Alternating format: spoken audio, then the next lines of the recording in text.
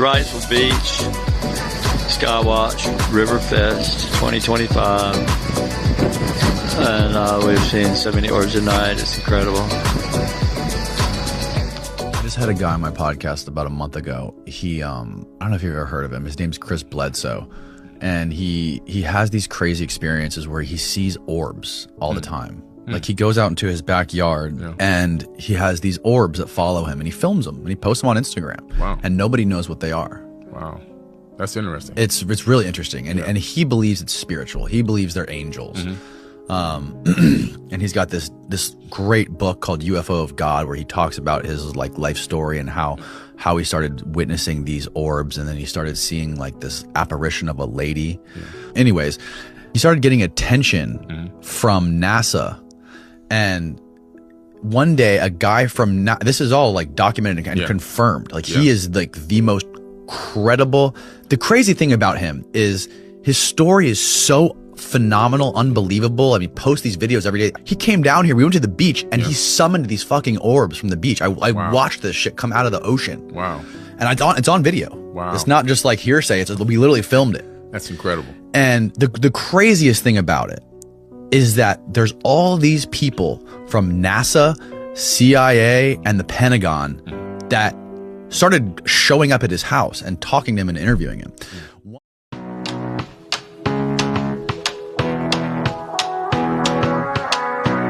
There's so many right here.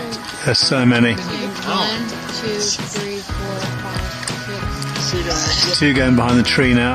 There's one right there. I swear I saw one white one. There's one there. That's a good one in the camera. Starting to fade out a little bit. This is Wrightsville Beach.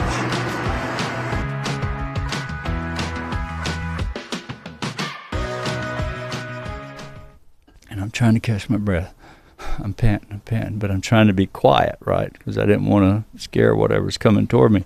I could hear the dog coming. It wasn't far. It's probably 20 yards in the woods coming my direction. So the minute I hit that tree, I turned around to see if Junior was coming behind me, and Junior wasn't there. But what was there, from me to you away, probably 4 foot, I could have leaned over and touched it with my hand. A good thing I didn't. Somebody from NASA told me it would have killed you. It did. Could have. The energy from it. So there was a being standing there, just like Junior described. It was that he saw on the river. It was 3.5 feet tall. It looked like a child, not like a gray alien you would think about. People talk about. It was a little glowing, color of the moon, soft glow. 3.5 foot, 4-year-old, looked like a 4-year-old child. Head and face was a little different. Definitely weren't human. Eyes were glowing red. They looked mechanical. When you look at them, they look like the little markers on a transfer truck, the side markers. You see these little round lights along the side. They were about that size, 1.5 inches. It had this triangle on its chest, glowing. This thing was glowing, but it had a dark section that won't glow. It was in the shape of a triangle.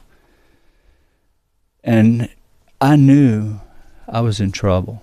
The minute I saw it, now it's all happened so quick. I ran against that tree and I stopped myself and I looked back and I'm like, oh my God, what do I do? So I got closer to the tree. I didn't want to get closer that way to turn around. So I backed my back against the tree and I'm facing this thing. And I said, I surrender. I mean you no harm. I'm sorry. I'm not here to, I surrendered to it. I just knew I was dead. And I heard this voice say, you don't understand, we're not here to hurt you, we're here to help you. About that time, Rosie comes out of the woods. She's still coming. She's still tracking whatever it is. And it just vanished right in front of me, just disappeared. Instead of telling Chris Jr. what had just happened, I walked back up at the house and he's standing in the back door looking for me. And I was scared to tell him any more because he was in shock, right? And that wasn't the end. I was a smoker back then. I had to have a cigarette. I just had to have one. I was just basically hyperventilating. I had to smoke. So I walked into my study. I have a couch with a sunroom, had windows all the way around, and my couch was backed up to these windows. So I put my knees on the couch and I reach over the back. I start to raise the blind, and Junior's freaking out. Don't open the blind, Daddy. Don't. Please don't. And when I raised it up about halfway, I was going to open the window and smoke and blow it out the window, right? But he had all the lights on around the house, and there was this being, a tall one. I drew it. I painted it, but it's not. My wife thinks it's too scary, so she hid my painting away. Right. Did she really? Yeah. Yeah. So it's a 4-foot tall painting.